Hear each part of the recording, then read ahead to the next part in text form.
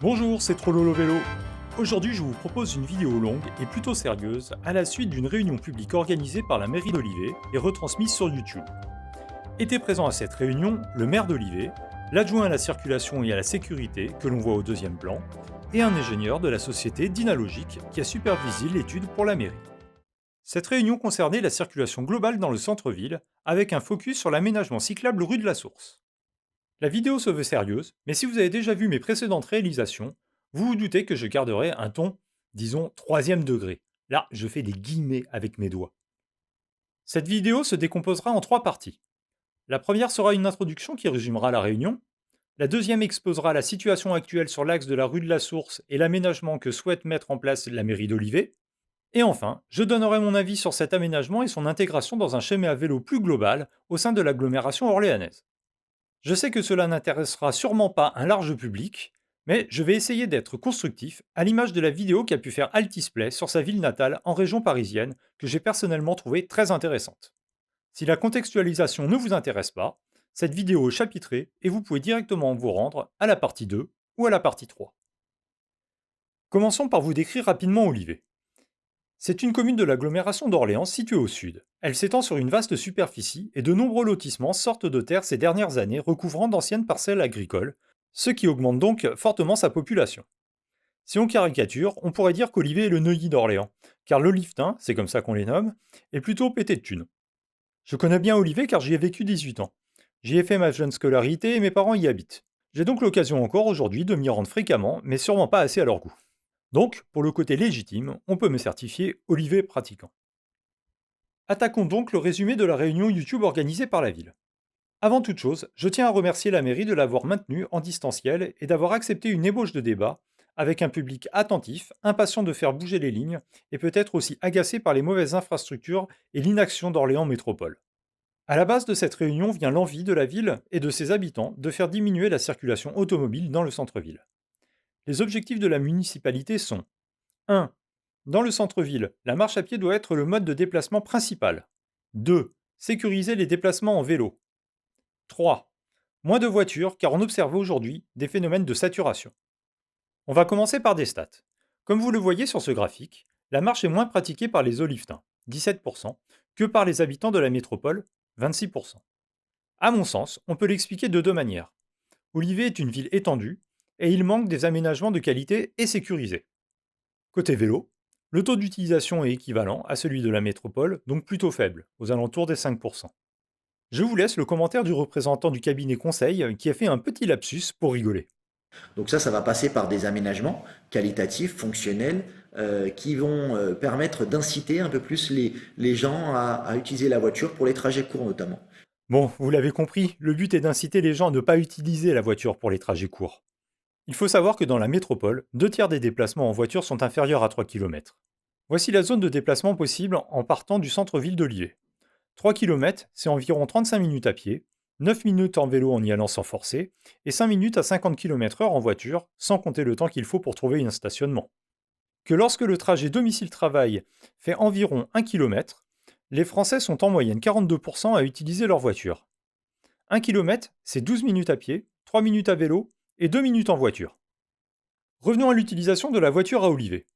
Nous voyons que la voiture est plus utilisée, avec 64%, que dans le reste de la métropole, 55%, soit 9% de plus. L'objectif pour la métropole est donc, pour Olivet, est de faire diminuer la part modale de la voiture et d'augmenter celle des déplacements actifs, vélo et marche, ainsi que l'utilisation des transports en commun. Voici les axes de circulation majoritairement empruntés par les automobiles à Olivet.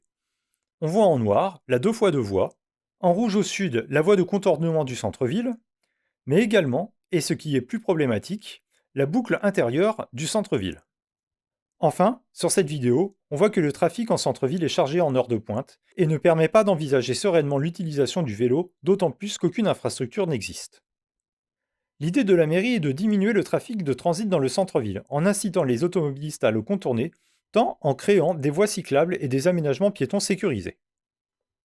Côté cyclable, la ville d'Olivet est plutôt fière des aménagements déjà existants.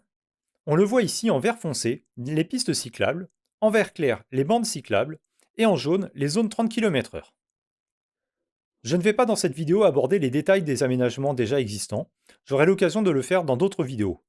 Mais en un mot, comme souvent dans l'agglomération orléanaise, les aménagements dits pistes cyclables sont souvent des voies vertes et des trottoirs partagés plus ou moins larges. Ils sont donc susceptibles de générer des conflits entre piétons et cyclistes. Mieux que rien, diront certains, insuffisant pour d'autres. Mais ce n'est pas le propos de la vidéo. La ville a également conscience qu'il existe une discontinuité dans le réseau cyclable existant, qui permet de rejoindre le centre-ville et d'y circuler. On le voit ici en violet. Pour conclure la première partie, la ville propose un focus sur une partie manquante du réseau cyclable. On va donc parler d'un tronçon de 500 mètres, rue de la Source, situé à l'est du centre-ville, qui part de la place des anciens combattants jusqu'à l'intersection avec la rue Travers-Baudelin.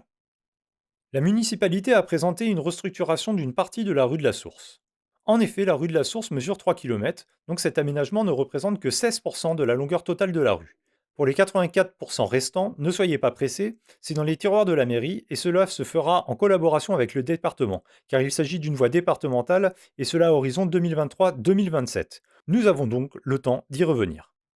Voici à quoi ressemble cette partie de la rue de la Source actuellement. Je pars de la place des anciens combattants en centre-ville pour aller vers l'est. On constate assez rapidement que les trottoirs d'un côté comme de l'autre ne sont pas aux normes PMR et qu'à certains endroits, des places de parking chevauchent le trottoir. Il y a une absence totale d'aménagement cyclable, même pas les classiques petits pictos qui indiquent que les cyclistes ont le droit de circuler. Au vu de ce triste constat, que nous propose la mairie d'Olivet pour rendre cette partie de la rue de la Source accessible à vélo? Eh bien, pour vous dire la vérité, j'ai été agréablement surpris par la proposition qui consiste à mettre cette portion en sens unique pour les véhicules motorisés qui pourront circuler dans le sens centre-ville vers l'est.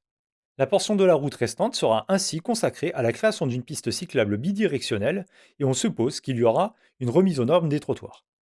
Sans entrer dans les détails, la municipalité réfléchit de plus à transformer la rue Général de Gaulle en SUL. En effet, actuellement, impossible en vélo d'aller de la place des anciens combattants à la mairie sans effectuer un grand détour.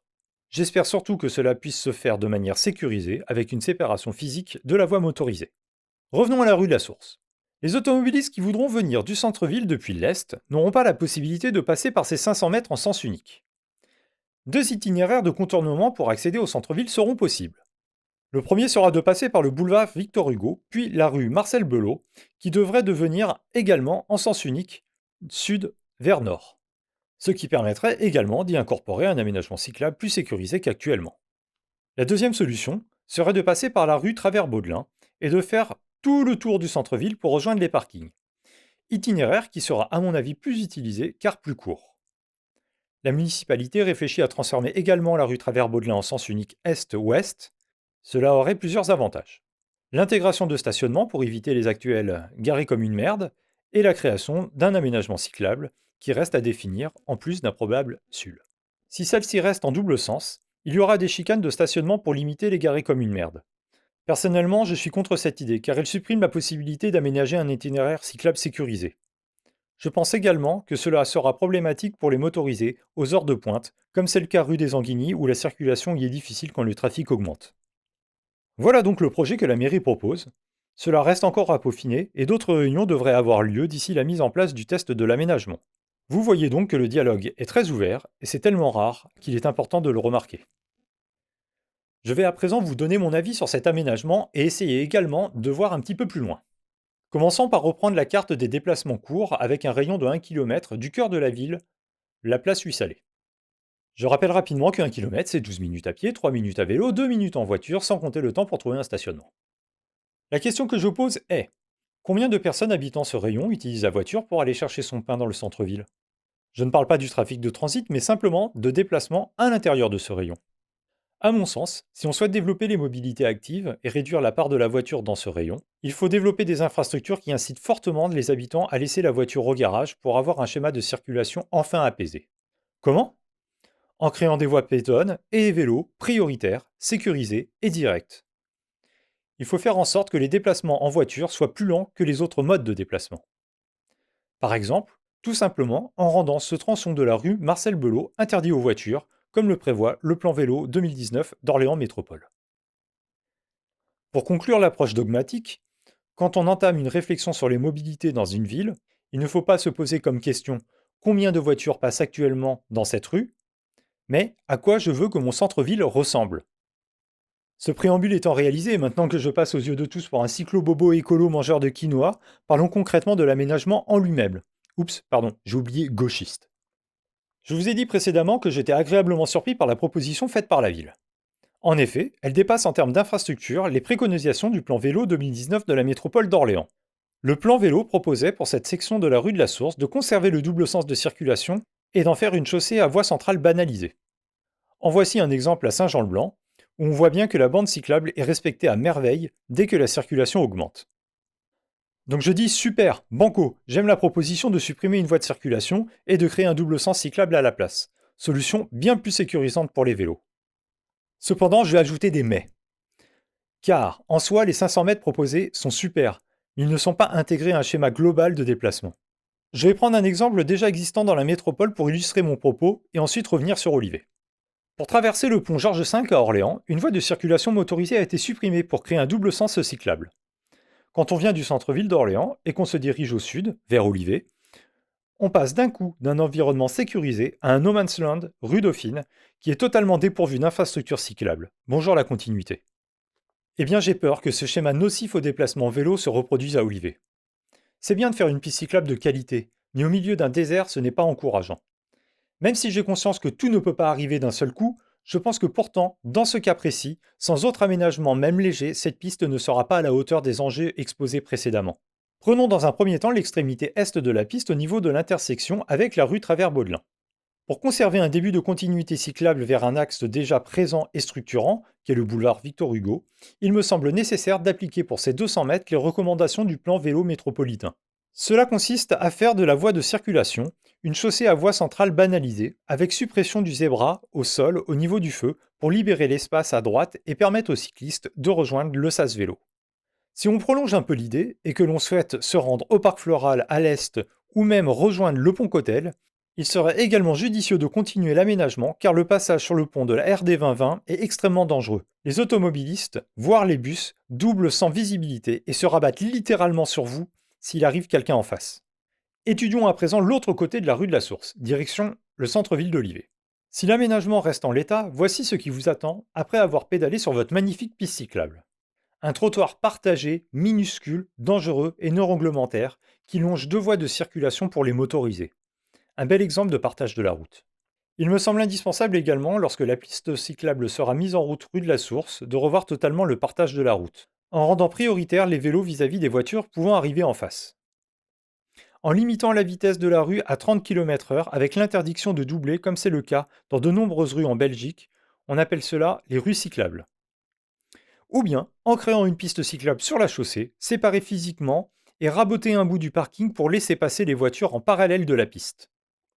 Voilà à mon sens le minimum qui devrait être mis en place en même temps que l'expérimentation des 500 mètres de la piste cyclable rue de la Source afin de ne pas rendre celle-ci contre-productive pour tout le monde. Le risque est que les cyclistes n'utiliseront pas la piste cyclable car elle ne débouche sur aucun aménagement sécurisé et que les automobilistes râleront à juste titre que l'on fait des pistes cyclables pour rien car il n'y a jamais personne dessus. Je vais conclure en citant Altisplay. On ne peut pas espérer que les habitants se mettent d'eux-mêmes à utiliser le vélo lorsqu'il n'y a pas d'infrastructure sécurisante ni de parking. Cela revient à attendre que suffisamment de personnes traversent une rivière à la nage avant de se décider à faire un pont. Construisez des pistes cyclables et les cyclistes viendront. En l'état, je comprends complètement les habitants qui utilisent leur voiture pour parcourir une petite distance, car c'est plus simple et surtout moins risqué. Ce n'est pas l'usager qui choisit son moyen de transport, mais la ville qui le choisit pour lui, à travers ses aménagements. Merci et bravo si vous avez suivi la vidéo du début à la fin. Merci également à Trollolotte Écolo pour la relecture et à Altisplay pour son autorisation de citation. N'hésitez pas à laisser des commentaires si vous n'êtes pas d'accord, cela permet d'entretenir le débat, d'apporter des nouvelles idées. Quant à moi, je vous dis à bientôt pour de nouvelles vidéos plus Trollolotte.